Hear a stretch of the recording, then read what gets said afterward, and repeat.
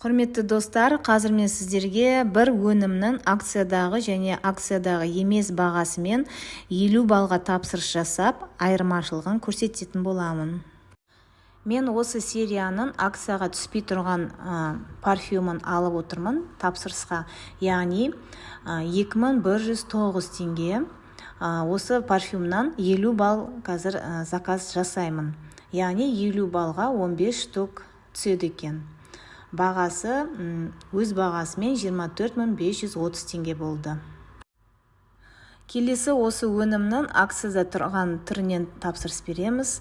Яғни 1409 теңгеден 50 балға толтыру үшін 44 штук тапсырыс беру керек екен.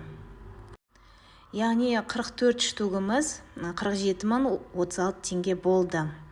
Енді қараңыздар, бір өнімнің акциядағы және акциядағы емес түрінен тапсырыс берген кезде 50 балымыз жасағанда біраз айырмашылық болып тұр.